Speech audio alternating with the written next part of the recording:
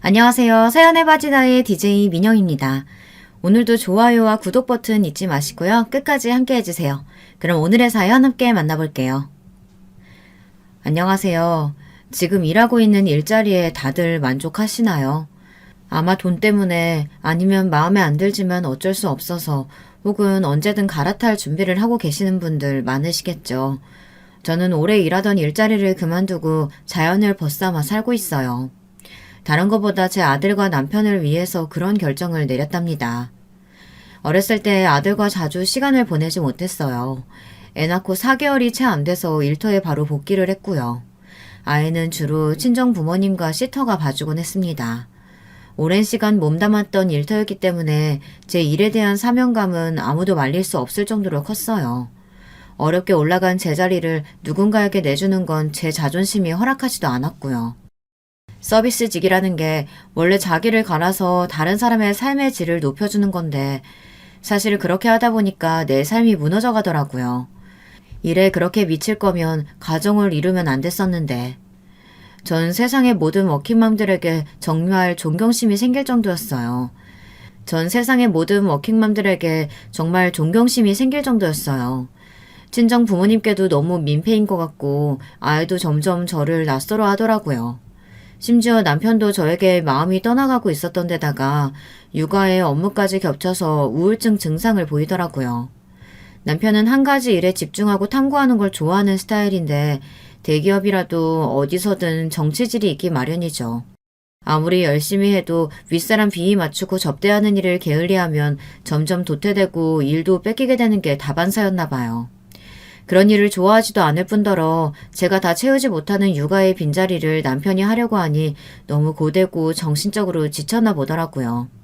다른 사람을 행복하게 해주고 싶어서 일을 한다고 하는 사람이 자기 가정은 돌보지도 않는다는 게 말이 안 되는 것 같아 일을 그만두기로 했습니다. 육아 때문에 일을 그만두고 싶다고 했더니 회사에서 계속 말리시더라고요. 사표는 처리하지 않을 테니 언제든지 오면 일할 수 있게끔 제 자리를 공석으로 해주시겠다고 해서 정말 감사하더라고요. 저렇게 말하는 일이 정말 드문 일인데 그 정도로 저는 제 일에 제 모든 걸 걸고 일했답니다. 그래서 더 열심히 하면 좋았을 텐데 같은 후회는 없어요. 하루하루가 너무나 치열한 전쟁이었고 하루하루 저는 그 전쟁터에서 최선을 다해서 살아남았거든요. 일을 그만두고 저와 남편은 긴 상의 끝에 귀농을 결정했어요. 사실 농사를 짓고 싶은 마음은 아니었는데 도심에서 좀 떨어져서 하루하루의 압박 없이 살고 싶다는 남편의 뜻을 존중해서 그렇게 결정했습니다.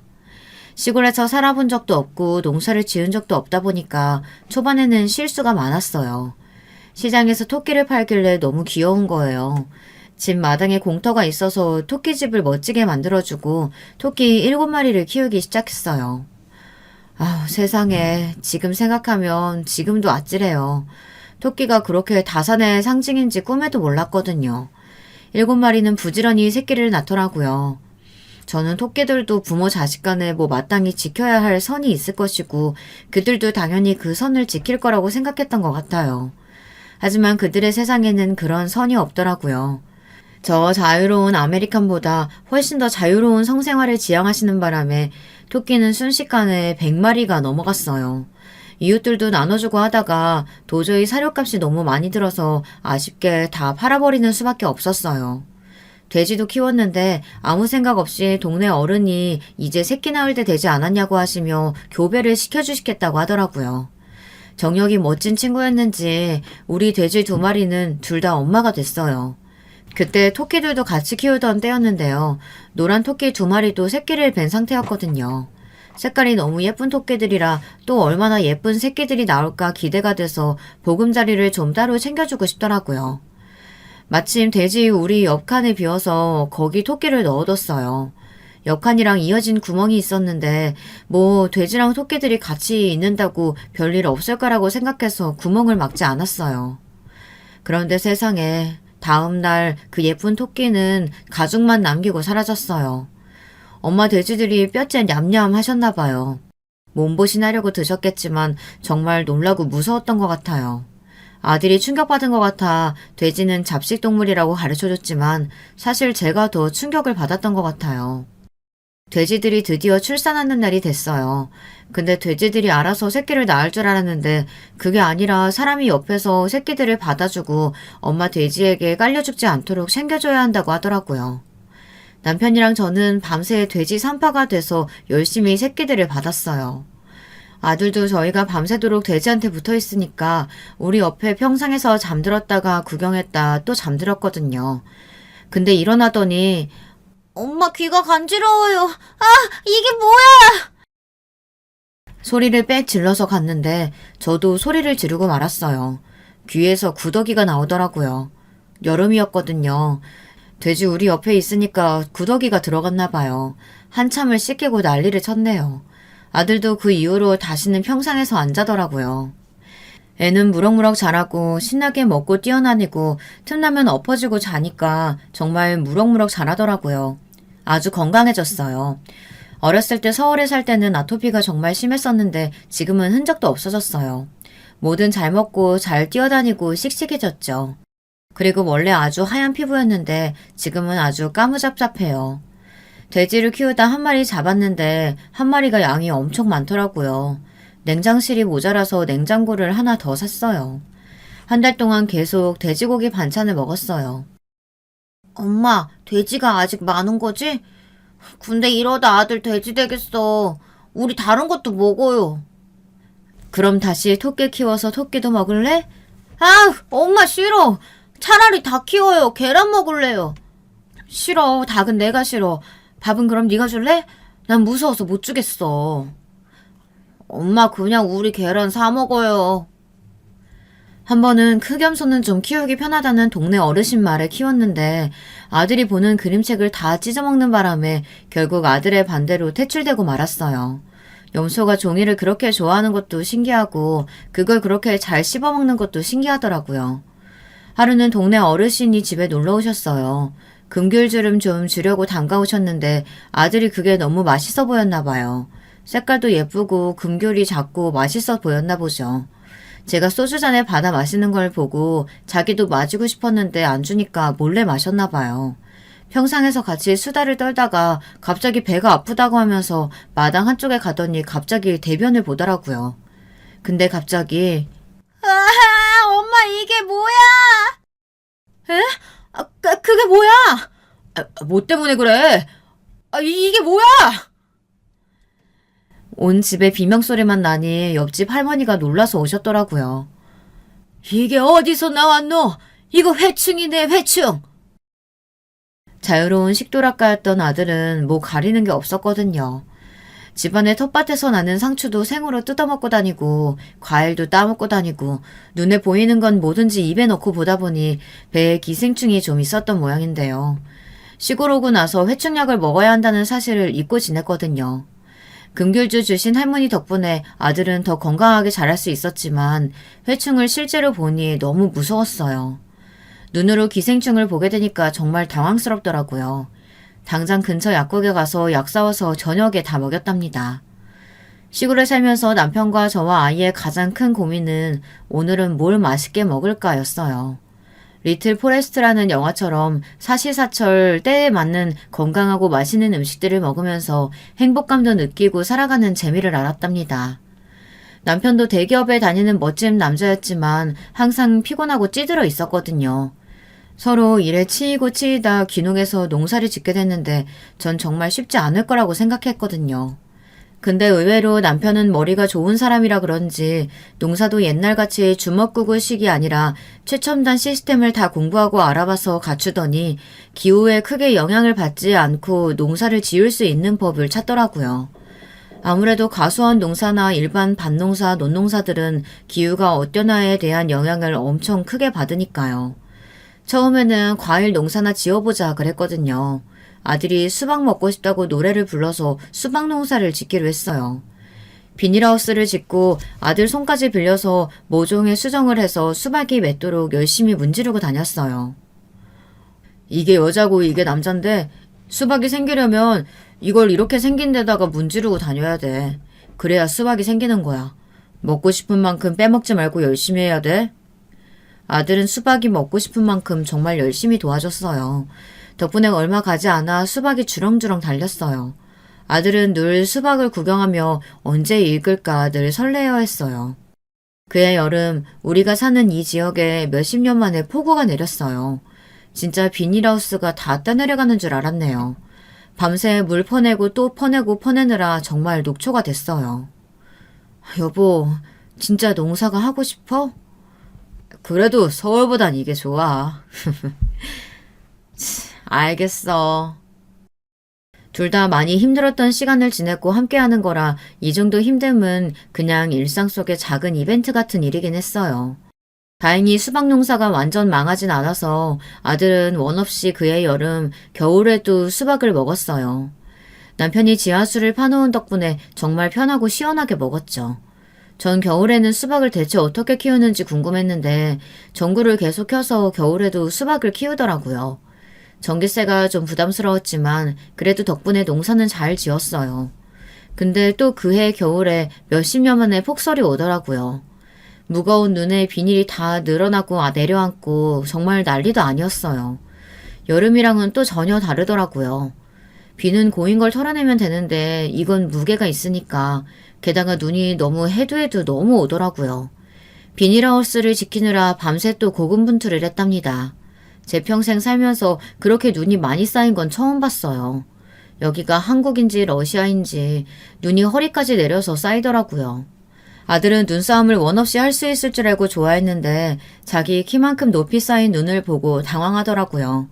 2번의 경험으로 남편은 큰 깨달음을 얻어서 수박은 접자고 하더라고요. 아주 튼튼하게 특용 작물용 하우스를 제대로 새로 짓고 지하수도 파서 농업용수로 쓰고 희소성이 있는 과일이나 특용 작물들을 재배하기 시작하더라고요. 남편이 나 몰래 농고나 농대를 나온 게 아닌가 생각될 정도로 정말 잘하더군요. 매일 연구에 연구를 거듭해서 나온 결과겠지만 정말 투자한 게 아깝지 않을 정도로 농사가 잘 돼서 수입이 쏠쏠했어요. 기후의 영향을 받지 않는 게 정말 좋았어요. 비가 와도 눈이 와도 상관없고 가뭄에도 크게 걱정이 없었으니까요. 저희가 키우는 특용작물들은 고정적으로 매입하려고 하는 곳이 생각보다 많았어요. 저희가 어디에 매입할지 조건을 보고 고르면 되는 거였는데 참 행복한 고민이더라고요. 흔하지 않은 과일이랑 특용작물들 위주로 농사를 지어서 그게 돈이 되니까 주변에도 알려달라고 하는 사람들도 많고 기술을 배우고 싶어하는 사람들도 많이 찾아왔어요. 그래서 초기 투자 비용과 여러 가지 공부를 해야 하는 것들에 대해 알려주면 지레 포기하고 배우지 않겠다고 하고 돌아가는 사람들도 많더라고요. 남편은 대체 어떤 노력들을 기울였던 건지 얼마나 절박하게 매달려서 터득했는지 마음이 좀 아프기도 했어요. 하지만 자랑스럽고 참 대견했어요. 일 마치고 와서도 책을 보고 연구하고 힘들지 않냐고 하니까 참을만 하다고 하더라고요. 서울에 있을 때가 더 힘들었기 때문에 지금은 몸은 좀 피곤해도 마음이 편하다고 하더라고요. 사람은 정말 마음 편한 게 최고인 것 같아요. 그렇게 하루하루 알차게 노력하고 애써서 그런 걸까요? 요즘은 이런 농사가 뜬다며 특용작물을 키우는 사람들을 찾아와서 촬영을 하더라고요. 방송국에서도 달라진 농업의 현황을 보여주고 싶다고 저희한테 양해를 구하고 촬영을 했어요. 저랑 남편이 농사짓는 모습이 방송에 나갔는데 그 방송이 여파가 대단하더라고요. 여기저기서 농사짓는 법을 배우고 싶다는 문의랑 찾아오는 사람들도 많았고 심지어 한동안 바빠서 제대로 얼굴도 못 보고 살던 남편의 동생 그러니까 서방님이 갑자기 귀농을 하겠다고 우리를 찾아왔어요. 콧대 높은 동서와 함께요. 동서는 세상 부족한 게 없는 집안에서 태어나서 험한 일은 한 번도 해본 적이 없는 사람이라고 들었는데 직접 보니 그냥 공주님이 평민들 사는 거 구경하라고 온 것 같은 모습이더라고요. 아무 조사도 없이 갑자기 귀농하겠다고 하는 게 너무 섣부른 판단 같아 우리 부부는 서방님 부부를 말렸는데요. 도리어 걱정 말라고 하더라고요. 저희 집 근처에 집을 사서 이미 내려왔다고 하며 자기도 노력할 테니 농사 짓는 방법을 좀 가르쳐 달라고 하더라고요. 남편은 갑자기 왜 농사를 지으려고 하냐고 했는데 사실 서방님은 정말 잘 나가는 수입차 딜러였거든요. 돈도 많이 벌고 잘 나갔었는데 밑에 사람이 잘못 들어온 거예요. 마음고생을 아주 톡톡히 했나 보더라고요. 딜러가 아니라 거의 사기꾼이었는데 처음 일주일간은 열심히 일 배우고 조용했대요. 그런데 상황 파악을 쫙 하더니 갑자기 어떤 고객들한테는 차량 업그레이드 금액을 더 올려 현금으로 받고 더 싸게 해주는 것처럼 사기를 치고, 일하는 곳에서는 너무 짜게 굴어 어쩔 수 없이 할인된 금액으로 팔았다고 보고하고, 혼자 뒷돈을 두둑하게 챙기다가 서방님과 같이 한 일이라고 모함을 했었나 보더라고요. 서방님이 이런 방법이 있다고 알려준 대로 한 것뿐이라고요. 고향 후배라는 말에 좋게 보고 이런저런 팁도 알려주고 잘해줬는데 도리어 은혜를 원수로 갚는 걸 보고 사람한테 신물이 나서 일을 그만뒀대요. 일은 그만둬서 수입은 부족한데 동서도 서울에 있으면 계속 쇼핑만 다니고 씀씀이가 감당이 안 될 것 같아 고민을 엄청나게 하고 있었대요. 근데 그때 우리 부부가 방송에 나오는 걸 보고 우리도 이제 좀 다르게 살아보는 것도 좋을 것 같아 내려왔다고 하더라고요. 우선 형이 있어서 안심이 되고 믿을 수 있는 것도 있었고요. 형수랑 같이 있으면 부인이 좀 바뀔 것 같아서 내려왔다고 하는데 그 얘기를 듣는 순간 좀 생각이 많아지긴 했어요. 저 사람이 과연 바뀔까? 보면 그 생각밖에 안 들더라고요. 시골에 있는데 넓은 책 유럽 나들이 모자에 양산 선글라스까지 하고 원피스를 곱게 차려입고 우아하게 동네를 돌아다니더라고요. 동네에 외계인이 내려온 것처럼 정말 이질적인 풍경이었어요. 아들은 숙모 오셨다고 텃밭에서 방울토마토도 따와서 주고 동네 똥강아지들 이름도 알려주고 그러더라고요. 그닥 관심이 있는 것 같진 않았지만 아들의 동네 소개를 그래도 흥미롭게 다 듣더라고요. 평소에도 그렇게 살았는지는 모르겠지만 식사 때가 됐는데 가만히 앉아서 집에 돌아갈 생각을 안 하더라고요. 저녁 때인데 집에 가서 서방님 저녁밥 준비 안 해요? 형님이 저녁밥 준비하시는데 제가 왜 저녁밥을 준비해요? 전 너무 어이가 없어서 버릇을 좀 고쳐줘야겠다는 생각이 들더라고요.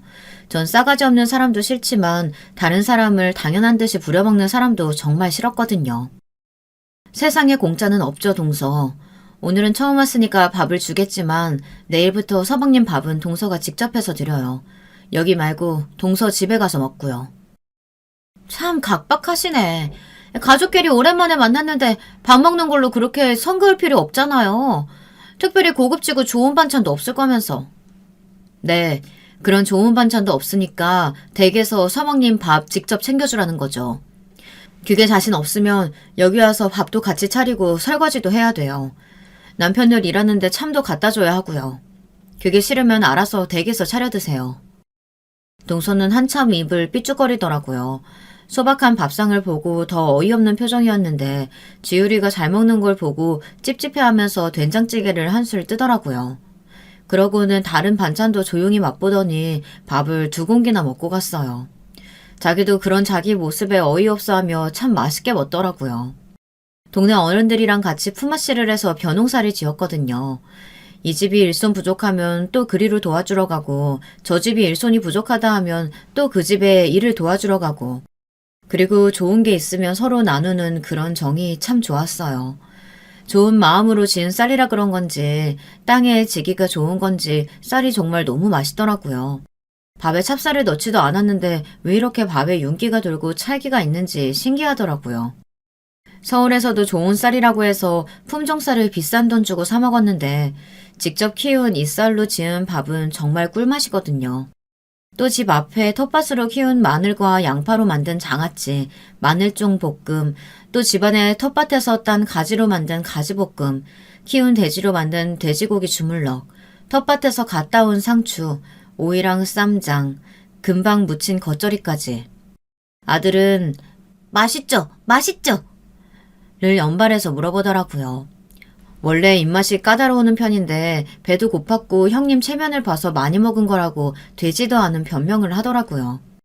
밥을 하기 싫은 건지 밥이 너무 맛있었던 건지 동서는 거의 아침 빼고 점심 저녁은 무조건 우리 집에서 해결을 하더라고요. 그래서 텃밭에서 마늘종도 뽑아오고 방울토마토, 오이도 따오라고 시켰어요. 처음에는 벌레 한 마리도 못 잡고 소리를 질러 지우리가 잡아준 적도 있고요. 자주 벌이 날아다니다 붙는 바람에 맨날 소리만 지르길래 닭 우는 소리를 내면 닭이 도망간다고 알려줬는데 효과가 좀 있었나 봐요. 뜬금없이 닭 울음소리가 계속 들려서 보면 덜덜 떨면서 꽃기워하는 동서가 보여 한동안 많이 웃었답니다. 마을 어른들 집에서 품앗이 할 때도 같이 데리고 갔고요. 처음에는 피부가 타면 어떡하냐며 난리도 치고 벌레가 붙어서 비명도 지르고 난리도 아니었어요. 근데 조금 지나고 다른 사람들도 영 반응이 없으니까 혼자서 벌레도 툭툭 잘 털어내더라고요. 그렇게 동서는 점점 더 편안하고 여유 있는 사람으로 바뀌어갔어요. 처음에는 삶의 재미도 없고 오로지 외양을 꾸며서 만족하려고 하는 것처럼 온갖 명품들도 치장하고 그걸 보여주는 것 외에는 관심 없는 사람 같았거든요. 그래서 동네 어른들을 봐도 선글라스 끼고 아는 척도 안 했어요. 그러다 점점 관심받고 사랑받고 싶었는지 시골 어른들한테 이게 샤넬이다, 이게 루이비통이다 라고 막 자랑하고 돌아다니더라고요. 근데 얘기해도 뭐? 무슨 똥? 옷 이름이 왜 똥이래? 왜 그런 냄새나는 이름을 지었냐? 이런 소리만 들어대니까 슬슬 꾸미는데 힘이 빠지는 모양이었어요. 처음에는 지우리한테도 그렇게 마음을 열지 않았어요.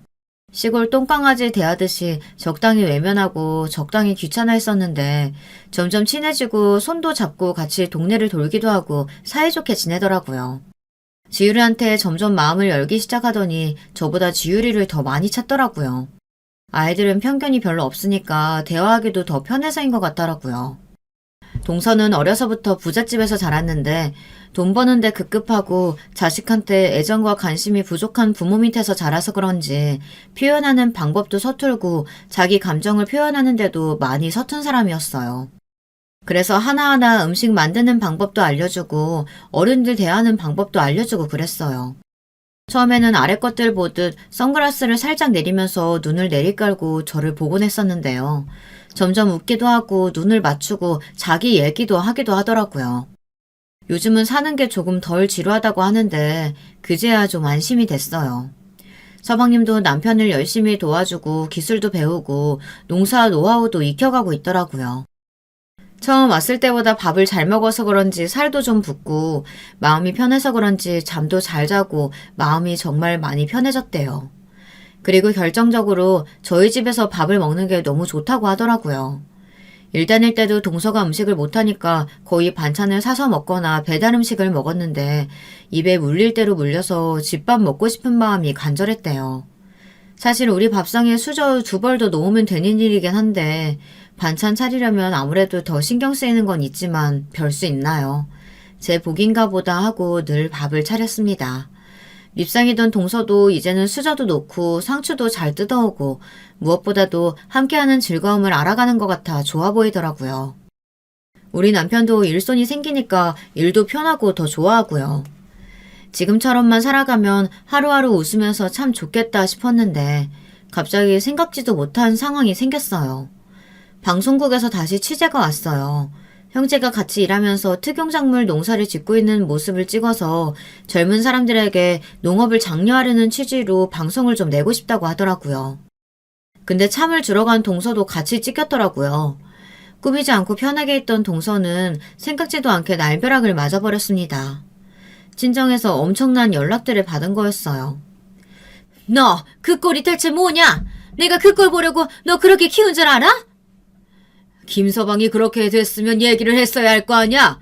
아침 방송보다 갑자기 네가 나왔는데 내 눈을 의심했다. 내가 뭐라 그랬냐? 언제 어디서든 품위를 유지해야 한다고 했는데 거짓골을 하고 그런 방송에 나왔어. 집안 망신을 시켜도 유분수지. 언니, 내가 희정이한테 연락받고 얼마나 놀랐는지 알아? 걔가 언니 방송 나온 거 캡처까지 해서 나한테 보냈다고. 혹시 다른 애들이 또 언니 알아볼까봐 내가 얼마나 가슴 졸였는지 아냐고.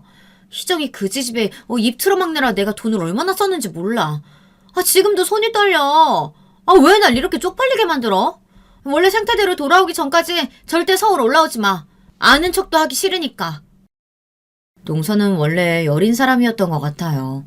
집안 식구들한테 온갖 가스라이팅을 당한 동서는 다시 흑화한 것처럼 어울리지도 않은 복장에 온통 시크하고 도도한 말투로 자신을 중무장했더라고요. 다 같이 밥 먹는 자리에서도 반찬 투정하고 이런 풀떼기 말고 제대로 된 밥이 먹고 싶다고 짜증을 내더라고요. 서방님이 달래봤지만 원래 나는 이런 인간이었던 거 잊었어? 호텔 뷔페 정도는 먹어줘야 기분이 좀 풀리겠는데 오늘 먹으러 가자. 난 꼭 오늘 먹어야겠어. 하고 계속 투정을 부리더라고요. 호텔 뷔페란 말에 지유리는 눈이 반짝거렸어요. 한창 농사철이라 일손도 부족하고 바쁜 상태였는데 호텔 뷔페에 데려다 달라는 말에 서방님이 정말 곤란해 하더라고요. 대화는 끝날 기미가 보이지 않고 지유리도 계속 숙모랑 가고 싶다고 난리였어요. 거기 맛있는 거 많아요? 엄마, 나 맛있는 거 먹고 싶어요. 김지율, 세상에서 엄마 밥이 제일 맛있다고 할 때는 언제고 맛있는 거라니. 엄마 밥도 맛있는데 숙모가 정말 새로운 맛있는 것들 많다고 하잖아요. 한 번만 가보면 안 돼요? 네? 사실 니네 엄마 밥보다 훨씬 맛있지. 5성급 호텔 밥을 시골 풀떼기 밥이랑 어떻게 비교를 해? 난 내 밥이 5성급보다 훨씬 맛있다고 생각하는데. 그리고 호텔밥 질리도록 먹었는데 난 내가 만든 밥이 훨씬 더 맛있어요. 지금 애 앞이라고 헛붕 떠시는 거예요? 그런 근자감은 대체 어디서 나오는지 모르겠네. 그건 아니죠. 그리고 형님이 호텔밥을 어떻게 질리도록 먹었겠어요. 어이가 없네. 순간 대놓고 무시하는데 저도 모르게 화가 나더라고요. 그럼 이왕 이렇게 된 거 호텔 뷔페 먹으러 갑시다 그럼. 제대로 보여줄 테니까. 아니 여보 괜찮겠어? 호텔 가려고? 걱정 마. 지율이도 너무 가고 싶어 하니까 예약하고 갔다 오지 뭐. 동서 2시간 후에 집으로 와요. 내가 운전해서 갈 테니까. 동서는 이게 웬일인가 하는 눈빛이었지만 한창 바쁜 시기라 곤란해하는 서방님과 남편을 보니까 이 방법밖에 없다는 생각이 들었어요. 동서가 한번 난리치면 누가 알아줄 때까지 하는 스타일이라 참교육이 정말 필요하다는 생각이었거든요. 항상 시골에 있느라 잘 꾸미지 않았지만 오랜만에 호텔에 가는데 제대로 갖추고 가고 싶더라고요. 화장은 심플하고 단정하게만 하고 옷에 힘을 좀 줬어요. 예전에 직장 다닐 때 중요한 자리에 갈 때만 입던 유명 브랜드 옷을 입었어요. 유행을 타지 않는 스타일을 산 게 신의 한 수였더라고요. 오랜만에 구두 신고 운전하려니 살짝 설레기는 하더라고요. 동서는 제 옷차림을 보고 시골 아줌마가 웬일이야 하는 눈빛이었어요. 호텔 간다고 짭까지 걸치고 나오셨네. 보는 안목이 그렇게 없어서 어떡해요. 내가 중요한 자리에만 입고 나가는 샤넬 2018 SS 시즌 옷인데. 어렸을 때부터 부자였던 사람들은 이런 거 빠삭하게 알고 있는 줄 알았는데 아닌가 봐요. 동서도 안목 좀 키워요. 진짜를 알아보는 안목. 지율이는 엄마 예쁘다고 평소에도 이러고 다니라고 했지만 시골에서 텃밭 가꾸기 바쁜데 그냥 웃기만 했어요. 지율아, 네 엄마가 이렇게 멋진 사람이란 것만 네가 알고 있으면 돼. 동서는 뒤에서 궁시렁거리며 콧방귀를 뀌었지만 전 상관없었어요. 호텔에 들어서는데 오랜만에 오는데도 남의 집 같지 않고 아주 익숙하더라고요. 자기가 리드해서 호텔을 안내하려고 했던 동서는 제가 호텔을 이곳저곳 너무 잘 알고 있으니 약간 당황하더라고요. 저는 아주 자연스럽게 뷔페장으로 갔고 동서는 비꼬기 시작했어요. 아니 형님은 얼마나 자주 호텔을 드나들었길래 길 한 번 헤매는 법이 없대요? 수상하게. 왜? 젊은 시절 호텔을 마르고 닳도록 왔다 갔다 해서 그래요. 호텔 잘하는 게 나쁜 거야? 나는 자랑스러운데. 아니 애도 앞에 있는데 참 오픈마인드시네요. 세상에. 지율이는 처음 보는 화려한 장식들과 엄청난 호텔의 음식들에 온통 마음이 뺏겨 우리 얘기는 듣지도 않더라고요. 엄마 빨리 가요. 김지율, 엄마가 호텔에서 어떻게 행동해야 하는지 알려줬지? 목소리 낮추고 다른 사람들도 호텔에 행복하려고 왔는데 그 사람들의 행복한 시간을 방해하면 안 되지. 자, 가자. 지율이는 그릇에 자기가 먹고 싶은 것들을 한가득 담아왔어요. 랍스타에 초밥에 TV에서 보고 입맛만 다셨는데 오늘 소원 성취하는 날이더라고요. 5접시나 가져와서는 마음이 급한지 손으로도 먹고 옷에도 흘리고 난리가 났어요. 맛있는 거 먹는 날이니 그러려니 했는데 동서가 큰 소리로 화를 내더라고요. 저를 쳐다보면서 정말 불쾌하고 경멸한다는 눈빛으로 아니 이렇게 더럽게 먹으면 어떡하자는 거야. 사람들이 다 쳐다보잖아. 아 진짜 더러워서 같이 못 먹겠네. 지 엄마 닮아서 교양이 없네. 교양 있게 먹으라고. 동서 목소리가 너무 커서 도리어 이목이 다 집중되더라고요. 흑화된 동서는 또 막말을 퍼부어대고 있었어요. 아 정말 짜증나. 모처럼 왔는데 이게 무슨 망신이야 진짜. 네 목소리가 더 부끄럽다고 얘기해주려다 참고 있는데 갑자기 지배인님이 오시더라고요. 안녕하십니까, 총지배인님. 정말 오랜만입니다. 여기서 이렇게 뵙다니 정말 영광입니다. 다른 거 더 필요한 건 없으십니까? 네, 정지배인님 안녕하세요. 잘 지내셨죠? 오랜만에 왔는데 소란을 떨어서 죄송합니다. 아이가 호텔 뷔페를 처음 이용해서 많이 서툴러요. 제가 교육을 시켰는데도 음식이 너무 맛있다고 이렇게 급하게 먹네요. 처음 오면 다 그럴 수 있죠. 저도 처음 왔을 때 정신없이 먹기만 했던 기억이 있습니다. TV에서 봤는데 그 남편분이랑 같이 농사 짓고 계시던 거 맞으시죠? 그래서 그런지 아이가 정말 건강하고 활기차 보여요. 총지배이님이 예전에 여기서 일하실 때도 정말 멋있으셨는데 화면에서 보니까 정말 빛이 나시더라고요. 저도 나중에 그렇게 살고 싶습니다. 혹시 더 필요한 거 있으시면 말씀해 주세요. 처음 호텔을 방문한 아드님을 위해서 주방장님이 특별히 케이크 만들어 주시겠다고 하십니다. 부디 맛있게 드셔주세요. 엄마 아는 사람이야? 와, 케이크 준대? 옛날에 같이 일하던 직장 동료 아저씨야. 그러니까 지율이가 점잖게 행동해줬으면 좋겠어. 안 그러면 엄마가 너무 부끄러워. 엄마가 지율이 때문에 저 아저씨랑 사이 안 좋아지면 지율이도 좋겠어? 엄마 미안. 조용히 맛있게 먹을게요. 케이크도 감사히 먹겠습니다. 아니 잠깐. 케이크고 뭐고. 진짜 여기 호텔 총지배이님이 형님이라고요? 말도 안 돼. 말도 안 되는 소리 하네. 이거 너무 짜고 치는 고스톱 아니야? 내가 젊은 시절에 호텔을 자주 다녔다고 했잖아. 나는 여기 호텔리어였어.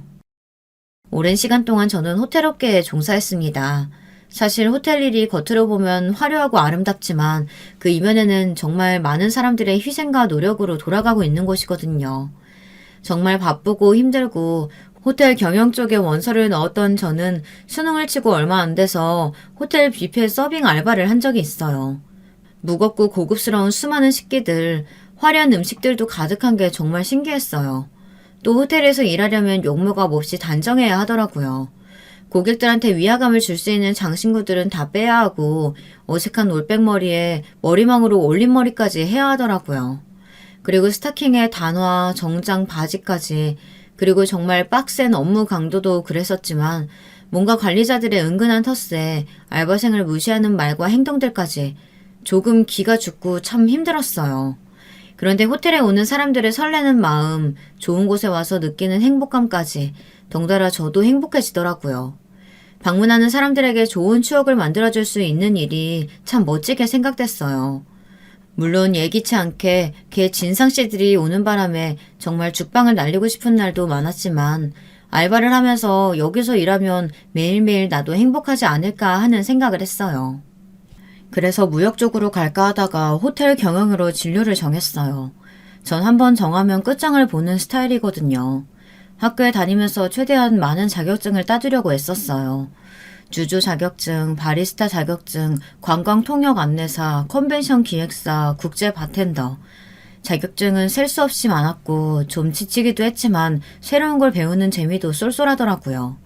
계속 아르바이트도 하고 공부도 하면서 외국에는 호텔도 경험해보고 싶다는 생각이 많이 들더라고요. 그래서 외국에 가보자 찾아보니 세계 최고의 호텔 경영 학교는 스위스에 있더라고요. 그런데 학비도 세계 최고라는 게 문제였어요.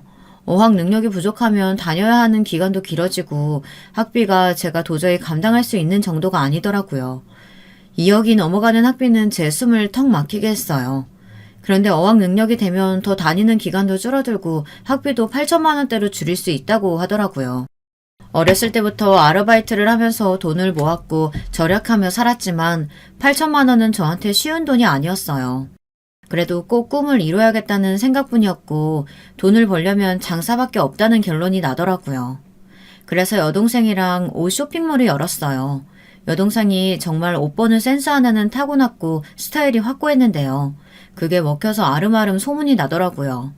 지금 다시 하라고 하면 못할 것 같아요. 꿈과 목표가 확실했기 때문에 할 수 있는 일들이었죠. 새벽에 옷을 떼려고 이리저리 돌아다니고 있으면 정말 이게 무슨 짓인가, 내가 꼭 이렇게까지 해서 스위스를 가야 하는 걸까, 그런 생각이 많이 들더라고요. 근데 또 남들 다 자는 시간에 열심히 일하고 돈 벌려고 하는 사람들이 정말 많았어요. 혼자가 아니라 더 힘낼 수 있었던 것 같아요. 여동생이랑 제가 번갈아 가면서 모델도 하고 사진도 찍고 참 애썼답니다. 남는 시간에는 무조건 영어 공부만 죽어라 했어요.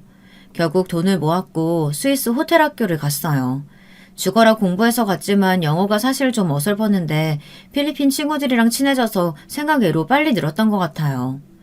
스위스에서 학사 학위를 취득하고 스위스 한 호텔에서 인턴십을 시작했어요. 스위스는 다들 아시다시피 정말 이쁜 자연환경을 가지고 있어요. 살면서 꼭 한 번은 가봐야 하는 관광지랄까요? 스위스는 스키장이 같이 있는 호텔도 꽤 있어서 새로웠어요. 그런데 멋진 풍경도 좋고 최고의 관광지지만 가장 멋졌던 건 호텔에서 일하는 사람들의 태도와 마음가짐이었던 것 같아요. 내 호텔에 대한 자부심과 정말 최선의 준비를 한 것에서 나오는 자신감, 가진 자의 여유라고 해야 할까요? 우리가 최고라는 자부심을 가지고 일할 정도면 대체 얼마나 열심히 손님을 맞을 준비를 하고 완벽을 기했기 때문일까 하는 생각이 들더라고요. 스위스에서 마친 인턴십 기간 동안 나는 저렇게 자부심을 느낄 수 있는 호텔에서 일하고 싶다는 생각이 간절해지더라고요. 좀 부족한 호텔이라면 내가 꼭 최고의 호텔로 만들어야겠다는 다짐을 했어요. 내가 일할 직장은 내가 고른다고 생각하고 점잖게 차려입고 여러 호텔을 방문해봤어요. 그러다 참 내가 봐도 참 예쁘다, 다시 또 오고 싶다 생각했던 게 지율이랑 방문했던 지금의 호텔이었어요. 정말 열심히 면접 준비를 해서 합격할 수 있었죠. 일하면서 느꼈던 건 일하면서 자신이 하는 일을 좋아하고 보람을 느끼는 게 가장 중요한 것 같아요. 다른 사람이 호텔에 와서 행복해하는 걸 보면서 내가 행복하다는 감정을 이해 못하는 사람들도 많더라고요. 그래서 집에 귀한 손님이 오기 전에 음식이랑 청소랑 여러 가지 세심하게 신경 써서 준비했는데 손님이 그 대접을 받고 너무 좋아하면서 사진도 찍고 잊지 못할 추억이 생겨서 너무 좋다고 말해줘서 제가 뿌듯함을 느낀다는 건 이해가 가냐고 하니까 이해가 간다고 하더라고요. 그것과 같은 감정이라고 하니까 대다수는 조금 이해가 가긴 하는데 그 뿌듯함 때문에 계속 호텔에서 일하는 건 쉽지 않을 것 같다고 하더라고요. 그래서 그런 걸 좋아하는 내가 여기서 일하나 보다 했어요. 겉보기에 괜찮아 보여서 호텔에 입사했는데 생각보다 자신한테 요구하는 게 많다고 느끼고 짜증을 내는 친구들도 많이 봤고 앞에서는 친절한 척 하다가 뒤에서는 정색하고 지쳐하는 친구들도 많이 봤어요. 어느 직장이든 힘든 점도 있고 내가 극복해 나가야 하는 것도 다 있는 법인데 서비스 마인드가 없으면 정말 힘든 직업이긴 해요. 귀국해서 여러 호텔을 돌아보고 정말 내가 일하고 싶은 호텔에 면접을 봤어요. 제 스스로 장사해서 학비를 마련하고 스위스 호텔 학과를 졸업했다는 사실을 알고 그 의지를 높게 사주셔서 바로 합격할 수 있었어요. 하루하루가 고되고 새로 외우고 습득해야 하는 사실도 정말 많더라고요. 밥 먹으면서도 외우고 화장실에서도 외우고 자기 전에도 오늘 외웠던 걸 다시 복습하기도 하고 생각나지 않으면 다시 한번 외우고 잤죠.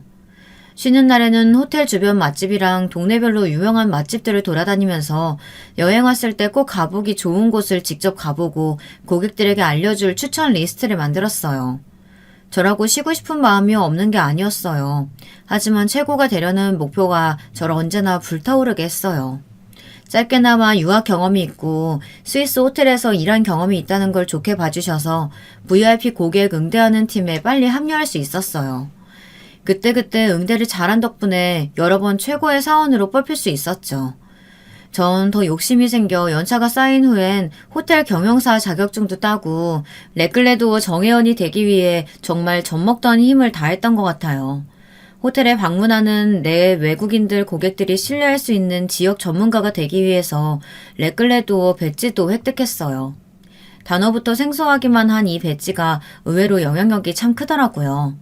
컨시어즈는 고객 편의를 위해 호텔에서 총괄하는 서비스를 담당하는 직원인데 그 중에서 레클레도어는 세계 컨시어즈 협회 심사를 통해 골든키를 받은 베테랑 호텔 컨시어즈를 뜻해요. 국내에도 30명밖에 안 되는 숫자예요. 정말 심사가 까다로운데 저 때문에 다른 직원들도 저 배지를 실제로 딸 수 있는 거구나 하며 도전하는 사람들이 생기더라고요. 호텔에 오시는 VIP 분들도 레클레도어 직원이 있다고 들었는데 안내받을 수 있냐는 문의가 들어올 때도 많더라고요. 저 배지가 생긴 덕분에 승진도 하고 정말 초고속으로 빠르게 VIP 고객 전담팀의 책임자가 됐어요. 저는 동기부여하는데 귀신이었거든요. 직원들 안내 교육도 다시 해주고 제가 그동안 모아왔던 방대한 자료들도 오픈했어요. 저를 시기하는 사람들도 있었는데 우린 한 팀이니까 꼭 잘해보자는 그 마음에 직원들도 슬슬 움직여주더라고요. 전 상벌이 확실한 타입이라 응대를 잘한 직원에게 상품권을 주고 자유휴식권도 주고 여러 가지 혜택들을 줬어요. 훨씬 더 생기있게 움직이게 되더라고요. 직원들이 정말 모르는 게 없다, 참 친절하다, 미소가 진실됐다 등 예전보다 훨씬 긍정적인 반응들이 정말 많이 늘었어요. 운영이 잘 된다는 소문도 나고 서비스가 예전보다 더 세련되어졌다는 말을 많이 들어서 사장님이 큰 결단을 내리셨더라고요. VIP팀뿐만이 아니라 호텔 전체 서비스에도 새로운 바람이 불기를 원하셨고 전 그렇게 총지배인이 됐어요. 여자 지배인도 흔치 않은데 저는 상대적으로 나이가 그렇게 많지 않다 보니 곳곳에서 이상한 소문도 돌았어요. 전 실력으로 증명하면 된다고 생각해 별로 개의치 않았어요. 스스로를 증명하기 위해서 정말 오래 부지런히 달려왔었는데 지금까지의 내 노력이 다 보상받는 기분이더라고요. 글로 간단하게 줄여서 적어둔 거라 안 믿을 수도 있지만 정말 노력에 노력을 다했답니다. 호텔 평가에서도 서비스가 정말 세심하고 좋다고 좋은 점수를 받아 보너스도 주셨어요. 호텔도 점점 서비스 인지도가 많이 올라가고 업무가 조금씩 익숙해져서 생활에 여유가 좀 생겼죠. 그래서 소개팅한 남자랑 결혼을 했는데 지유리가 태어난 거예요. 근데 제가 건강하게 낳아주질 못했는지 아토피에 갖은 진병을 다 갖고 있더라고요. 친정엄마가 봐주셨지만 공동육아하는 남편도 너무 힘들어해서 결국 일을 그만두고 육아와 남편 농사일을 돕고 있는 지금의 제가 된 거랍니다. 그런 저를 알아봐주신 지배인님이 저희에게 웰컴 케이크를 보내주신 거고요. 시골 아줌마인지 알았던 제가 이렇게 큰 호텔의 총 지배인이었다는 사실 자체가 동서를 황당하게 한 것 같아요. 시골에서 농사 짓는 남편의 뒷바라지나 하고 있는 사람으로만 봤는데 지금도 남편이 농사일에 몰두할 때 집안의 모든 대소사나 아이 육아 문제 또 이웃들과의 품앗이로 동네 농사 또한 잘 돌아갈 수 있게 하니까 어떻게 보면 집안 경영을 하고 있는 셈이죠. 동서는 아니 그 나이에 어떻게 그런 중요한 직책을 맡을 수가 있어요? 거짓말 아니야? 라고 하더라고요. 그 모든 때와 상황이 잘 맞아떨어진 거였다 보니 전 운명인가 보다 하고 받아들였던 거지 저도 사실은 잘 믿기지가 않더라고요. 처음에 그 자리에 앉았을 때도 높은 자리라 좋은 것보단 어떻게 업무 체계를 잘 돌아갈 수 있도록 할 수 있을까 그런 고민들만 했던 것 같아요. 제가 세계에서 인정해주는 렉글레도어 자격을 얻었을 때 호텔의 경영진들은 고민을 많이 했다고 하더라고요. 기존에 있던 총괄 지배인이 사임하겠다는 얘기도 한 상태였고 전체적으로 뭔가 정돈되어 있지 않은 서비스 질을 개선하고 싶은 마음이 컸는데 그때 마침 제가 세계에서 인정받는 호텔리어가 된 거였죠. 그래서 VIP 전담팀을 맡게 했는데 거기서도 직원들을 잘 가르치고 좋은 효과가 나타나니 모험이라고 생각하고 저를 총괄 지배인으로 임명한 거였어요. 동서, 꿈이 있었어요? 나는 최고의 호텔리어가 돼서 사람들이 왔을 때 정말 행복감과 좋은 추억을 가지고 갈 수 있는 호텔을 만드는 게 내 꿈이었어요.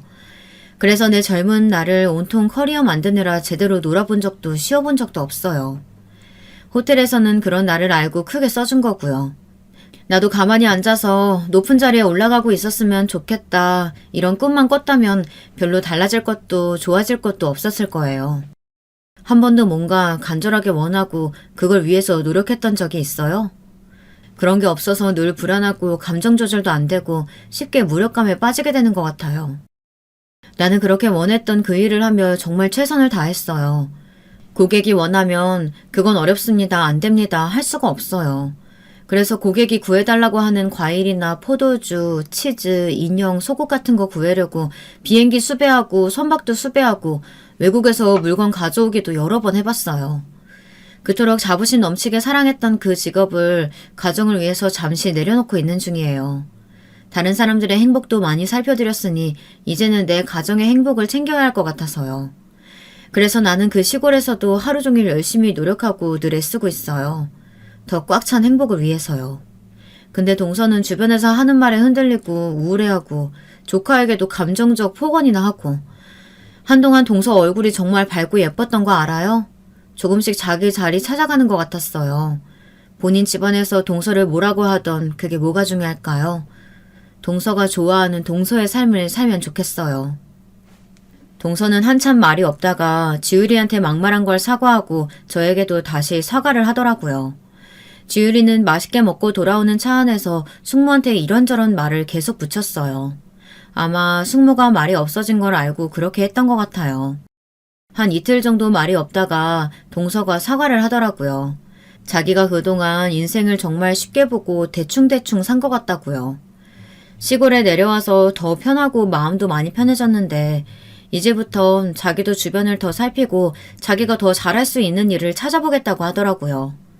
그 이후로 동서는 무슨 일이 있든 열심히 하기 시작했어요. 이러다 작물 포장을 하는데 상품 디자인이랑 포장을 바꿨으면 좋겠다고 하더라고요. 안목이 있어서 그런지 정말 고급스러워서 그대로 인터넷 사이트에 올렸더니 주문량이 또 엄청 늘어나더라고요. 서로가 꼭 필요한 존재가 돼서 지금은 정말 최고의 파트너가 됐어요. 가끔 저보다 동서가 더 억척스러울 때가 있고요. 사람마다 그런 최고의 순간이 오는 시간대가 다 다르잖아요. 그 시간이 됐을 때 다들 겁내지도 물러서지도 말고 열심히 싸우셔서 원하는 것들을 다 쟁취하셨으면 좋겠습니다. 젊은 시절에 제가 할 수 있는 최고의 노력을 했다 보니까 전 제 사람의 후회가 일체 없어요. 다만 이제 더 풍요로운 경험과 소중한 것들을 지키기 위해 새로운 일을 하게 된 건데 이런 삶도 정말 배울 게 많고 제가 여유 있어져서 좋은 것 같아요. 여러분들도 늘 삶의 한가운데에서 최선을 다하는 삶의 주인공이 되어서 항상 빛나는 삶을 즐길 수 있게 되시길 바랍니다. 여러분, 두 번째 사연 시작하기 전에 좋아요, 구독 꼭 눌러주실 거죠? 그럼 두 번째 사연 바로 시작합니다. 안녕하세요. 저는 이제 막 50대로 향해 가고 있는 한 가정의 가장입니다. 토끼 같은 아들과 딸도 있고 여우 같은 마누라도 있죠. 유튜브 항해를 하다가 우연히 들어오게 된 사연 채널에서 많은 인생 선배님들의 사연을 듣고 저에게 있었던 웃기기도 하고 어이없기도 했던 사연을 한번 풀어보고자 합니다. 재밌게 들어주시면 감사하겠습니다. 먼저 저의 결혼 스토리부터 말씀드리겠습니다. 저희 부모님은 의류 관련 사업을 하시던 분들이었습니다. 섬유산업으로 유명한 도시에서 터를 잡고 사셨죠. 여러 원단을 거래하시고 사업을 하셨는데 젊은 시절에는 제법 크게 하셨던 것으로 들었습니다. 실제로 어렸을 때 우리 집은 유복한 편이었습니다. 근데 제가 군대를 막 전역하고 20대 중반 대학 졸업을 앞둔 시기가 왔을 때 IMF가 오면서 사업을 정리하시게 됐죠. 저는 그때 영어 공부를 하랴 여기저기 회사 원서를 넣느랴 정신이 없었는데 부모님께서는 그때 결단을 내리시고 그냥 밀린 자금을 다 청산하시고 이제 사업은 그만하겠다 하셨습니다. 그 후로 그저 소일거리를 하시면서 지내셨죠. 가지고 계신 건물 관리만 하시면서요. 청소하기 귀찮으시다고 살던 아파트도 그냥 처분하시고 부모님 소유의 원룸 건물 옥상으로 이사를 가버리셨습니다. 사실 잘하면서도 워낙 남에게 어떻게 보일까에는 관심이 없으시고 본인들 편하게 지내는 걸 좋아하셨기에 많이 부유했음에도 외제차 같은 걸 타본 적도 없고 요즘은 흔하게 보이는 국산 중형차도 타본 적이 없을 정도니까요. 그래서 제 친구들도 아무도 저희 집 형편을 잘 몰랐습니다. 저 역시 딱히 얘기할 필요성을 느끼지도 못했고요. 20살이 넘었던 그때부터 저는 온갖 아르바이트를 해봤어요. 백화점에 가서 구두도 팔아봤고 새벽에 우유 배달을 뛰면서 저녁에는 호프칩 서빙도 했습니다. 그런 아르바이트를 통해 배울 것이 많다는 부모님의 말씀을 따라 저는 그렇게 치열하게 20대를 보냈죠. 그러다가 거의 30살이 될 무렵 아르바이트로 나간 박람회장에서 지금 아내를 만나게 됐습니다. 그 박람회는 친환경 컨셉으로 유기농 먹거리를 홍보하고 시식도 하는 곳이었는데 저는 손님들께 시식을 권하고 유기농 제품을 판매하는 일로 채용이 되었어요.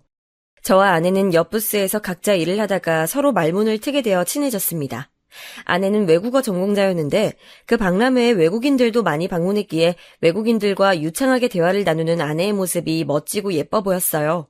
항상 출근 시간보다 30분 전에 도착해서 매장을 점검하고 목이 터져라 요령 피지 않고 성실히 일하는 모습이 저 사람을 좀 더 알아가고 싶다는 생각을 하게 되더군요. 저는 박람회 아르바이트 마지막 날 잘 지내라며 인사를 건네는 그녀에게 전화번호를 알려달라고 용기를 내어 고백을 했습니다. 네? 번호요? 밥이나 함께 하게요. 괜찮으시다면요. 그녀는 순간 얼굴이 붉어지더니 저에게 수줍게 번호를 알려주더군요. 그럼 다음에 차 한잔 하자면서요. 만나보니 그녀는 더더욱 멋진 사람이었고 전 그런 그녀에게 반해 그렇게 우리는 연애를 시작하게 됐습니다. 당시 막 회사 신입티를 벗었던 저와 취업 준비 중이었던 여자친구. 우린 참 돈이 없었어요. 그래서 데이트를 할 때도 항상 저렴한 김밥집이나 백반집을 가서 먹기 일쑤였고 가끔은 도시락을 싸와서 동네 공원에 가서 먹기도 했습니다. 항상 비슷한 옷에 서류 가방 하나 덜렁 들고 뚜벅이로 다니는 저에 대해 여친은 아무런 불만도 없었습니다. 알뜰해 보이고 성실해서 좋다고 항상 웃어줬죠. 저는 저의 금전적 배경을 하나도 모르는 상태에서 저를 이렇게 좋게 봐주는 그 사람이 참 좋았습니다. 그래서 조건을 내세워선 시장에 나가면 훨씬 선택지가 많겠지만 이렇게 진심으로 나 하나만 봐주는 사람은 없겠다 싶어서 이 여자와 결혼을 해야겠다고 마음먹었어요. 그 후 저는 다니던 회사를 그만두고 보일러를 다루는 중견기업에 이직을 했습니다. 보일러 쪽에서 나름 유명한 회사였고 연봉이며 복지 모두 전에 회사보다 괜찮았어요. 여자친구는 몇 년을 공부하더니 구급 공무원 시험에 붙게 돼서 동사무소에 출근을 하게 됐습니다. 저는 이제 결혼 얘기를 할 때가 됐다 싶어서 그녀에게 조심스레 얘기를 꺼냈습니다. 그날은 마침 연말이기도 해서 우리는 큰맘 먹고 멋진 레스토랑을 예약해서 스테이크를 썰고 있었죠. 저기 미진아, 있잖아. 우리 이제 취업도 확정되고 했는데 이제 그만 결혼하는 건 어떨까? 어? 오빠 방금 뭐라고 했어? 저는 손을 살짝 떨면서 미리 사둔 반지 케이스를 아내에게 줬습니다. 작지만 다이아가 박힌 심플한 반지였어요. 매장에서 인기 디자인이라고 해서 심사숙고해서 고른 것이었습니다. 여자친구는 반지 케이스를 열어보더니 한동안 아무 말이 없었어요. 나랑 결혼해줄래? 내가 평생 손에 물 안 묻게 해준다는 말은 못하겠지만 같이 고생한 만큼 노후에 우리 행복하게 살 수 있게 잘할게. 사랑한다. 전 아무 말이 없는 것이 불안했지만 소신껏 여자친구에게 정식으로 청혼을 했습니다. 그런데 그녀가 갑자기 눈물을 흘리는 것이었어요. 기쁨의 눈물이라고 하기에는 좀 석연치 않았습니다. 오빠, 실은 나 있잖아. 그렇게 울면서 그 사람은 갑자기 부모님과 언니들 얘기를 하기 시작했습니다. 그녀의 집은 평범한 중산층 집안이었어요. 아버지는 회사원이고 어머니는 가정주부셨죠. 위로는 언니 둘이 있었습니다. 근데 전부터 저와 만나는 것을 부모님도 언니들도 마음에 들어하지 않았다고 하더군요. 이유는 제가 전문직도 아니고 대기업에 다니는 것도 아닌데다가 하고 다니는 꼬락서니를 보아하니 집에 돈도 없어 보이기 때문에 결혼을 하면 고생할 게 뻔하다는 겁니다. 내가 돈이 없어 보여서? 엄마 아빠가 하도 물어서 다 말해버렸거든. 저희 부모님이 어디 사냐고 해서 어느 동네에 사시는지 또 골목 위에 있는 원룸 꼭대기에 산다고 말했던 것부터 낡은 스타렉스를 끌고 다닌다는 것까지 모든 것이 돈 없다는 증거 아니냐고 가족들이 계속 반대해왔다고 해요. 거기다 큰언니는 자산운용회사에 다니는 남편을 두고 있고 둘째 언니는 요즘 세무사, 약사 등 꽤 전문직에 잘나가는 남자들과 외제차를 타고 데이트를 하며 그렇게 막내 동생의 연애를 참견하고 무시하곤 한다는 것이었어요. 언니는 얼마나 심한지 몰라. 나 고생만 한다고. 그렇게 살면 안 된다면서. 나도 듣기 싫어 죽겠는데. 그래서 당장 결혼을 하려고 해도 내가 모은 돈은 1,000만 원밖에 없고 오빠도 돈이 없을 텐데 신혼집은 어떻게 마련하고 또 그런 무시를 당하면서 반대하는 결혼을 할 수 있을까? 난 모르겠어. 거기다 집에서는 공무원 시험에 합격한 올해 초부터 계속 선을 보라고 압박을 주고 있다는 얘기였죠. 그러면서 그녀는 제 손을 잡고 울면서 말하더군요. 우리 그냥 우리끼리 혼인신고 올려버릴까? 난 오빠와 함께라면 단칸방에서 시작해도 괜찮을 것 같아. 정말 헤어지기 싫은데. 저는 솔직히 지고지순한 그녀의 마음에 깊은 감동을 받았습니다. 이렇게 마음이 깨끗하고 착한 사람을 놓치고 싶지 않았어요. 그래서 그날 그녀에게 제 상황을 솔직하게 털어놨죠. 사실은 부모님께서 예전에 사업을 크게 하셨고 사업을 접으면서 건물 몇 채와 땅, 상가를 가지고 있으며 상속세금을 걱정하셔서 이미 내 앞으로 상당 부분 증여를 마친 상태라는 것을요. 그래서 내가 가지고 있는 재산은 이미 100억 정도는 될 것이라는 얘기도 했습니다. 여자친구는 너무 놀란 나머지 토끼 눈이 되더군요. 텔레비전 뉴스에서나 나오는 줄 알았던 100억대 부자가 가난한 줄 알았던 자기 남자친구라고 하니 당황한 기색이 역력했습니다. 저는 그러니까 신혼집이며 뭐며 걱정할 것은 하나도 없다고, 다만 나도 부모님처럼 검소하게 살고 싶다고, 남들 눈에 어떻게 보이든 난 내 소신껏 소박하게 신혼집을 얻고 살고 싶으니 결혼 허락을 받는 과정에서 내 재산에 관한 얘기를 다 털어놓진 않았으면 한다고 말했습니다. 그동안 부모님의 경험으로 보아 돈이 많다는 것을 주변에서 알게 되면 보험이다 뭐다 하면서 귀찮게 하는 사람도 많아지거니와 돈 빌려달라고 졸업한 지 20년, 30년 만에 친구들이 전화가 와서 매달리는 등 너무 피곤하고 힘든 일들이 많았기 때문이라고 저는 그녀를 설득했죠. 미안한 말이지만 언니들의 태도로 봐서 귀찮게 할 것 같은 불길한 예감도 들었거든요. 여자친구는 처음에는 가족들에게 숨긴다는 것을 내키지 않아 했지만 저의 오랜 설득으로 마음을 돌려 그렇게 우리는 여자친구의 가족들께 인사를 가게 됐습니다. 예약된 한정식집으로 가서 그녀의 가족들을 만나던 날 저는 회사 면접 때 샀던 검정 양복을 갖춰 입고 나름 백화점 매대에서 산 5만 원짜리 넥타이를 하고 차려입고 갔습니다. 여자친구의 가족들은 그런 저를 아래 위로 훑어보면서 말을 시작했어요. 자네도 알다시피 내가 자네를 썩 좋아하지 않았단 건 알 거야. 예, 알고 있습니다. 근데도 허락한 건 우리 딸아이가 자네를 너무 좋아해서 내 그 마음을 말릴 수 없어 허락한 거네. 이제부터 자네가 알아야 할 것들을 얘기해 주겠네. 그러면서 집안 형편은 어떤지, 결혼하게 되면 남자가 집은 해오는 거 알고 있냐는 등 여러 가지 걱정인지 깎아내리기인지 모를 소리들을 해댔습니다. 이제 취직도 했는데 차도 한 대 사고 아파트 살 정도 돈을 마련하고 결혼을 했으면 좋겠다는 얘기들이었습니다. 저는 부모님은 원룸에 새를 살고 계시긴 하지만 소일거리를 하고 계셔 제가 부담할 부분은 없고 저는 제 월급 형편에 맞는 신혼집과 자동차를 구매할 예정이라고 말씀드렸습니다. 그리고 제 명의로 가지고 있던 20평대 아파트 이름을 대면서 이 아파트에 전세로 들어갈 생각으로 전세금은 맞춰두었다고 말씀드렸어요. 근데 부모님과 언니들은 전세가 웬 말이냐고 매매를 해야 한다고 하더라고요. 참, 신혼부부가 이제 시작하는데 무조건 매매를 해야 한다니 이해 가지 않았어요. 하지만 자리가 자리인 만큼 저도 말을 마쳤습니다. 예, 알겠습니다. 몇 년 안에 아파트를 살 수 있게 할게요. 열심히 살면 충분히 할 수 있을 겁니다. 그래, 그래야지. 물론 제가 부족한 조건인 건 맞고 걱정도 있으시겠지만 미래는 대비되어 있으니 걱정 안 하셔도 됩니다. 또 아내가 번 돈은 아내가 모으거나 쓸 수 있게 해줄 것이고 저는 회사를 다니며 부업도 할 생각이라고 저를 믿고 맡겨달라고 재차 말씀드렸습니다. 모든 제 얘기를 들은 여자친구의 부모님은 표정이 점점 환해지더라고요. 그러더니 사람이 성실해 보이고 지금은 돈이 많지 않아도 소신이 있어 보인다며 결혼을 허락해 주시더군요. 하지만 그 와중에 저를 바라보는 언니들 표정은 좀 좋지 않았지만요.